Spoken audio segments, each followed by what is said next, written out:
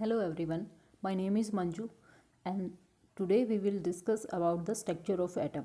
Basically हम कर क्या रहे हैं कि हम जो एस्टेट 2020 है जो जनवरी में होने वाला है उसके लिए हम क्लास 11 और 12 के केमिस्ट्री के सभी टॉपिक्स यहाँ पे कवर कराने वाली हूँ मैं यहाँ पे। तो चलिए शुरू करते हैं। केमिस्ट्री का क्लास 11 का chapter number 2 structure of atom आज हम डिस्कस करेंगे। तो 1 बाय 1 करके हम इस पूरे सिलेबस को कवर करेंगे यहाँ पे, तो उसके लिए आप मेरे चैनल पर बने रहें। तो अब हम शुरू करते हैं। स्ट्रक्चर ऑफ एटम को पढ़ने से पहले हमें थोड़ा बेसिक्स पता होना चाहिए जो हमने क्लास 9 और 10 में पढ़ा है, लेकिन फिर भी मैं आपको यहाँ पे थोड़ा सा ब्रीफ में बता दे रही हूँ कि कहाँ से शुरुआत होती है। तो सबसे पहले जो थ्योरी थी एटम मतलब मैटर के बारे में, वो थी सबसे पहले डाल्टन्स एटॉमिक थ्योरी। तो डाल्टन एटॉमिक थ्योरी में डाल्टन्स एक की ब्रिटिश स्कूल में टीचर रहते थे और साइंटिस्ट भी थे, तो उन्होंने सबसे पहले थ्योरी दी थी एटॉमिक थ्योरी ऑफ मैटर, और जिसको हमने बोलते हैं डाल्टन्स एटॉमिक थ्योरी। तो थ्योरी हमें क्या बताती है कि मैटर का जो अल्टीमेट पार्टिकल है, जो सबसे छोटा पार्टिकल है, वो एटम होता है। लेकिन बाद में रिसर्च के बाद ये पता चला कि एटम के अंदर और भी सब एटॉमिक पार्टिकल्स होते हैं, लेकिन ये सब बाद में डिस्कवरी करने के बाद पता चला। लेकिन शुरुआत में जब 1808 के आसपास की बात है, जब डाल्टन ने बताया था कि मैटर के अंदर सबसे छोटा पार्टिकल होता है वो एटम होता है। दूसरा, डाल्टन्स एटॉमिक थ्योरी हमें क्या बताती है? This theory explain the law of conservation of mass, law of conservation, law of constant composition and law of multiple proportion. इन तीनों लॉ को ये एक्सप्लेन कर पाता है अच्छे से कि कोई भी रिएक्शन होती है तो उसमें रिएक्टेंट्स का मास और प्रोडक्ट का मास सेम रहता है, कोई भी उसके मास में चेंज नहीं आता है। और दूसरा, कांस्टेंट कंपोजिशन का मतलब ये होता है कि जब भी कोई कंपाउंड बनता है तो उसमें जितने भी एलिमेंट्स होते हैं उनकी कंपोजिशन सेम होती है, चाहे उसका सोर्स एलिमेंट्स का कोई भी हो। और मल्टीपल प्रोपोर्शन का मतलब ये है कि आप कोई भी एलिमेंट आपस में रिएक्ट करते हैं तो उसमें डिफरेंट टाइप के आपके कंपाउंड्स बनते हैं, तो उन कंपाउंड्स का रेशियो जो होता है वो मल्टीपल प्रोपोर्शन या सिंपल मल्टीपल का होता है।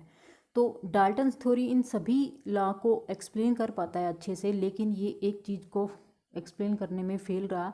इसका फेलियर क्या था कि इन्होंने कुछ एक्सपेरिमेंट्स थे उनको ये अच्छे से एक्सप्लेन नहीं कर पाया था। तो उनमें से एक एक्सपेरिमेंट हमारे पास है, जब हम ग्लास और एबोनाइट को जब रब करते हैं सिल्क और फर के साथ, तो वो इलेक्ट्रिकली चार्ज हो जाती है। इलेक्ट्रिकली चार्ज का मतलब उसमें कुछ चार्ज आ जाता है। तो इसका मतलब ये हुआ कि जो एटम है वो अल्टीमेट पार्टिकल नहीं है, इसमें भी कुछ सब एटॉमिक पार्टिकल्स हैं, जिसकी वजह से वो एबोनाइट रॉड और ग्लास रॉड चार्ज हो जाती है।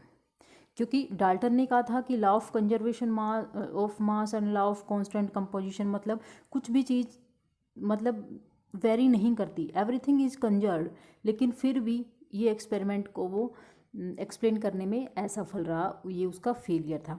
तो इससे प्रूव होता है कि हमारे पास एटम में भी कुछ सब एटॉमिक पार्टिकल्स हैं, और वो सब एटॉमिक पार्टिकल्स कौन से हैं? Electron, proton and neutron.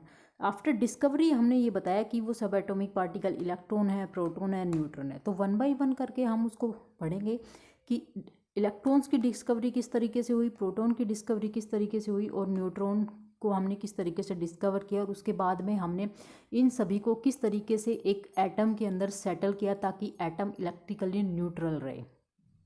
तो सबसे पहले हम यहाँ पे बात करते हैं डिस्कवरी ऑफ इलेक्ट्रॉन। इलेक्ट्रॉन को किस तरीके से डिस्कवर किया? तो इसको डिस्कवर करने से पहले मैं इसकी इलेक्ट्रॉन्स की डिस्कवरी से पहले क्या था, फैराडे नाम के साइंटिस्ट थे, तो उन्होंने ये बताया था कि जब भी हम कोई भी हमारे पास एक इलेक्ट्रोलाइटिक सॉल्यूशन होता है तो इस इलेक्ट्रिसिटी पास करते हैं, तो वहाँ पे क्या होता है, इलेक्ट्रिकल डिस्चार्ज होता है। एक इलेक्ट्रिकल डिस्चार्ज की वजह से कुछ मैटर आपका एक कैथोड पे डिपॉजिट हो जाता है और कुछ आपका एनोड पे डिपॉजिट हो जाता है। तो ये एक्सपेरिमेंट पहले हो चुके थे।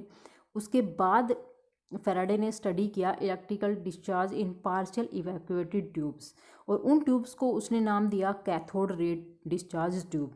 जो आप यहाँ पे देख पा रहे हो ये electrical cathode ray discharge tube है। तो फैराडे ने इस ट्यूब के ऊपर अपना एक्सपेरिमेंट दिया, और एक्सपेरिमेंट के बाद उसने पाया कि ये जो यहाँ से पार्टिकल्स रिलीज होते हैं वो क्या होते हैं, कैथोड रेज होती है, और कैथोड रेज को ही उसने बाद में इलेक्ट्रॉन्स का नाम दिया। तो वो हम आगे पढ़ेंगे कि किस तरीके से इलेक्ट्रॉन का नाम दिया उसने, और कैसे कैसे इलेक्ट्रॉन्स की डिस्कवरी होती है। तो यहाँ पे हमारे पास ये कैथोड रे डिस्चार्ज ट्यूब है। इसमें क्या होता है कि ये ग्लास की बनी होती है। कैथोड रे ये वाली हमारी ग्लास की बनी है, ग्लास रोड होती है। इसके अंदर हमारे पास दो मेटल स्ट्रिप्स होती हैं, ये वाली इस तरीके से ये फिट होती हैं इसके अंदर। ये वाला कैथोड होता है और ये दूसरी वाली एनोड होती है हमारे पास। और वैसे आपको पता है कैथोड पे नेगेटिव चार्ज होता है और एनोड पे पॉजिटिव चार्ज होता है। और यहाँ से क्या होता है, इस वाली ग्लास ट्यूब को हमने बाहर से हाई वोल्टेज बैटरी से जोड़ दिया जाता है और यहाँ पे ये वैक्यूम पंप लगाया जाता है। यहाँ से एक पोर बना के इस तरीके से वैक्यूम पंप से यहाँ से हम क्या कर सकते हैं, प्रेशर को कम या ज़्यादा कर पाते हैं। तो इस तरीके से इस पूरे एक्सपेरिमेंट का जो नाम था वो cathode ray discharge tube experiment था। तो इसके बेसिस पे ही फैराडे ने कुछ डिस्कवरी की और तो वो हम आगे बढ़ते हैं।